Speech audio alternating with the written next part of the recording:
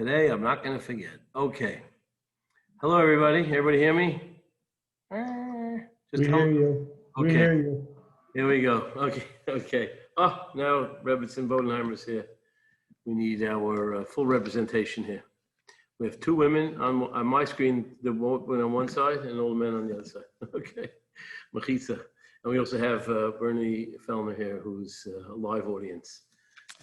Okay, so I want to just finish up. We started a theme that the three brachas of Malchus, Zechernis, and Shofars are alluded to in the three beginning paragraphs: V'chein, Tein Pachtacho, V'chein, Tein Kavod, V'chein, Tzadikim, Yiru, V'yismachu, V'yisharim Yaloizu, and all that. So I wanted to say, and basically what I said in a nutshell, is that, of course, we ask and we want God to give us all the good things in life. But if we understand why we want the good things in life, then we can find a place in the davening to give it a little deeper meaning so that we stand a chance of Hashem responding to us. So my theory was that the first thing is we need to be part of something greater, that every human being has that. Whether he realizes it or not, whether in his life he actualizes it is irrelevant, is relevant to him. But we see that that's there. And our goal is to realize that when we want things, and we want it for a greater cause so that we can be part of this master plan that Hashem's creating in the world, and that's the B'chein Tein Pachtacho. And we are the vehicle to bring that sense of unity. They also kulam agud echad, that we should be together. The second thing is we have a yearning to be special, to be unique, covered. The nature for someone to want honor, well, we're just selfish. We just want people to honor us falsely, because deep down we want to be special, because the truth is, the Gemara says, one of the obligations a person has to say in his lifetime is, B'shvili nivra olam. What do you mean, B'shvili nivra olam? God created the world just for me? Yes. If it would have been just for you, it would have been worth creating the world. It's worth for everyone, and everyone has their unique, and if it would be just a world just for you, it would also be worth it. So we each need, and when we want honor, it's not really honor. We just want to be validated that we're doing something special, because everyone wants. No one wants to go at the end of their life and they should have nothing to put on the matzeva. And like someone said, you know, if you're a dentist, they're not going to put on your Shalom Shadran. He said, no dentist matzeva ever said he filled 20,000 cavities. You know, that's not what we want on a matzeva. How many tax returns we filled out. Maybe how much chesed we did, how many people we took into our practice. Everyone wants to leave this world with a stamp of something. Everyone needs that. That's why we want validation so much. That's where it comes from. So when we say the bracha v'chein tein kavod, say Hashem, give me the opportunity, give me the success. Let me be a successful lawyer, doctor, teacher, whatever it is, storekeeper, where I can make my mark in the world. How many people who in their different roles in life, even if you weren't a Rebbe, you weren't a rabbi, you made a difference in people's lives because of the unique quality that you brought to the world. And finally, we want pleasure. The last one, we want happiness. But happiness is the sum total of putting that all into context. And we know we're part of something, we're special, and we define ourselves. So then the pleasures that we have, you know, when we talk about pleasure in the world, it's really a metaphor for the ultimate pleasure. The first pleasure in the world is eichel, food. That was the first one, the tree, the eitz. Nechman eitz l'marav, v'toiv eitz l'machol, it was delicious. And that became a metaphor. Eichel is a metaphor for intimacy, it's a metaphor for all sort of consumption. Anything physical, any physical pleasure in the world starts with that material pleasure that we share with animals. And the question is, what we do with it and transform it into a connection to Hashem, with a bracha, of course, and a realization that Hashem made a beautiful world. You read the writings of Rabbi, so it's all to create the exquisite bond that we have with Hashem, the ultimate pleasure of lisaning al Hashem. That's the three. And before I say the little story that I want to say, not such a little story, but I just want to say, remember I started off, I hope there's not too much. I'm trying to fit so much into 15 minutes, but hopefully everyone has time to think. 24 hours till the next one, or this time till Sunday. But you know, I always said that Gemara uses three categories what we daven for. It's interesting, just three. There's only three. I can think of 1,000 things I want, but the three categories: b'nei, children; chaye, life; and mezayni is food, sustenance. And I think what that means is each of these three ideas. Why do we want children? Why do we want children? Why does everyone want to leave a remnant in the world? Where does that come from? You're gone at the end of the world. Who cares? You're just one with the earth. Because everyone knows we want to be part of eternity. We want to be something greater. Part of being great is I come from something great and I want to be part of that link in the future. By having children, if we're Zeicha, or by impacting the world around us and having either spiritual children or, the Chazal say, Tolasem Shel Tzadikim, is their Toldos, is their actions, the good deeds they do. But certainly children, the natural is not simply, animals want children too. They also have a desire to coddle their young and to be the mama bear. But that's not what it's about. For us, it's about being part of that greater entity, Hashem, His Achdus in the world. And that's B'ni, so that's the first bracha. Chaye is life. What is life? Life means I want to be vital. I want to be vital. What is the word for being purposeful? Vital. Vital comes from vitality. It comes from vital is life. That's what we want. We want life, not simply so we can breathe in and out and be able to watch another TV show. Whatever it is that you watch, whatever it is that we distract ourselves with, we want to be vital. We want to, that's chaye, that's what we're davening for. And Mizayni, we're begging Hashem, give us the ability to partake of the magnificence you create in this world, but of course, to transform it into a spiritual pleasure that really connects us to a much higher realm. And that's really, we want to be happy. And that's what, because eating gives happiness, satisfaction, because it's a sample of what real pleasure is. Real satisfaction is being connected to Hashem. And that's the ultimate of good. You'll read I didn't write this up this week, but something I wrote this week does relate very much to what I'm saying. So I want to finish with a story. I like stories, and I only have 7 minutes, so I want to make sure that Bernie gets to say his Kaddish time.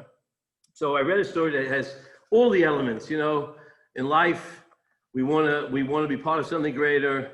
We want to be something special, and we want to be able to see how that, when it all comes together, the joy that comes with it. So there was a story written recently, if you read the Hamadiyah, and usually the great nonfiction story at the end of the Indian magazine is written by Nachman Seltzer. A few weeks ago, David Kaplan is also a great writer. He's one of the Rabbi in Nar Sameach. He writes the following story. I'm going to try to, what's it called? Abridge it as much as I can to get to the point. So he talks about himself. There's a story about himself. It's a remarkable story. And when you connect and when you hit bingo and you see all the links come together, that's Yeru V'Yismachu. That's what we daven for, the ultimate pleasure. He says a couple of years after graduating from Yeshiva High School, he couldn't find satisfaction in the business, or he was teaching phys ed. He decided to go there to Israel. Meanwhile, he was at the FFB, but he went to Ur Sameach and he saw that there was really something remarkable there. You know, anyone attending there by choice, which was brought a high degree of enthusiasm, wasn't yeshiva, you had to go. These are people who left Ivy League colleges. He probably went in the 70s or the 80s, it sounds like. And learning was a really high level, higher than he had imagined. And these weren't just a bunch of guys trying to read and translate Aramaic. They were really given major Talmidei Chacham, and he was all inspired. Anyway, he ended up becoming part of this yeshiva. Anyway, he was learning the base medrash program one day when he was obviously a bocher, and one of his friends, Shlomo Werner, came over to him. Shlomo had arrived in yeshiva originally as Jason. He had graduated from a top Ivy League school. He was not now fully from the highest year, and he was going to go to regular yeshiva. He was also an excellent athlete. So he says, David, he said, I want to invite you. We're going to play a basketball game against the Israeli Air Force. The tachlis is to show them not only we Frumis can beat them in ruchnius, but we can stop them in physical realm too. Would you like to be part of the team? He says, so he says, I used to play basketball and I knew how to play. It would be great. So in about 20 minutes, it's going to be a jeep, take your passport. So we're going on a security base. All right, so they come there, and they get excited. They're excited, and they're playing a basketball game. The game, he said, was only part of a much bigger program. They weren't just playing ball.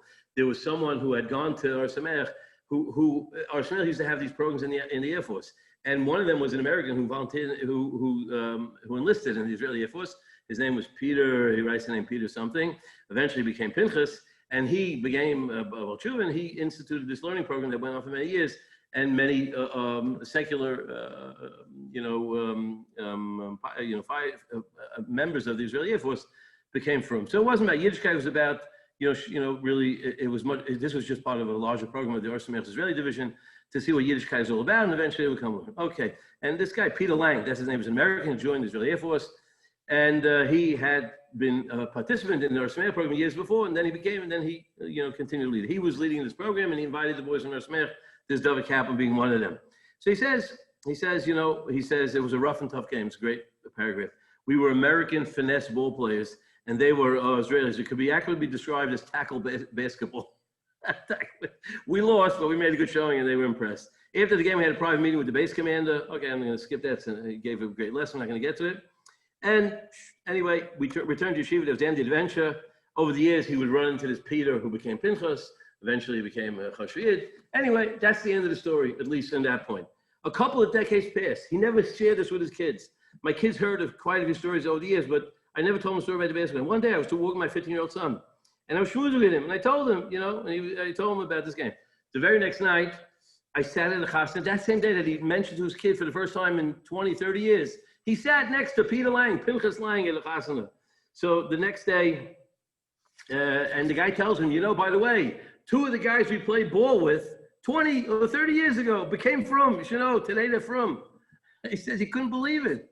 He said, from the game of basketball? He said, I wouldn't say it was exactly from the game of basketball, but it was certainly part of the piece of the puzzle, there's no question. And there were two guys in the thing, Gadi Miller and Avinoam Nir. Gadi's a Rosh Kollel, and the other guy's learning in Kollel in Bnei Brak. So he couldn't believe it. Meanwhile, he talks about the father. His father was a mayor in Beersheba, a deputy mayor, and he was flabbergasted when his son Gadi became frum. Anyway, that's the end of the story. So on Shabbos, he was at the table. His oldest son, who wasn't part of this conversation, he came over Shabbos. Meanwhile, the younger son makes a reference to it, and he starts telling the older son also. So he says, by the way, what's the name of the guy who's Duquesne Rosh Kollel? So he says, Gadi Miller. So he says, why are you asking? Like his son wasn't the type to be interested in anything. He just liked to learn. So he said, was his father something or other than Beersheba, his older son asked? He says, how could you possibly know that? He says, by the way, I want to let you know, Dad, his son was my chavrusa the past year. It turns out that David Campbell played basketball with one of these two guys who came from his son all these years. He didn't realize one of his sons. When they heard that whole table erupted, he says, the joy that they felt. And that's the joy moment. That's the pleasure. That's the tainug. That's what you feel when it all comes together. All, what my tachlis in life is, when I'm part of something and I'm unique and I play a role and you see it all come to fruition, that's what your Rosh Hashanah is all about. That was those three paragraphs that we were talking about. And then 2 minutes later, the second shot came back because, he finds out that the other guy, his name was Avinoam Nir, he says his son was his roommate with his son this year. He learned with Gadi Miller's son last year, and the other guy's was his roommate this year. Shine, that was seemingly the end of the story. But a short story short, at the end, a few weeks later, his youngest son comes back, the 15-year-old comes back, and he says, Abba, the story's not over. He says, because he found out that this Gadi Miller, this Rosh Kollel, one of his youngest sons, is also going to be learning his yeshiva the following year. Anyway, this is just a story, just a little glimpse. We don't always see the picture, but here's one where the curtains pair, and it really gives us a lesson. What is important in life? When we come to Rosh Hashanah, we got to think, what am I part of? Think about that. Of course, I want things, and Hashem, I hope you give it to me so I can be part of something great, and put it into that context. And then give me the things that make me special. And you can ask Hashem, I want success, I want to have a good job, I want to have the right car, whatever it is you think you need to make you special, ask Hashem, but put it in that context. That's a middle bracha. And ask Hashem for happiness. Reveal to me, Hashem, show me how my knowledge of being part of something, my role that I play, brings, and let me see a little glimpse. Just let me peer through the curtain and sense it all coming together. That's what it's all about. That's today's lesson, my friends, and we got to go to Mincha. Everyone have a good Shabbos.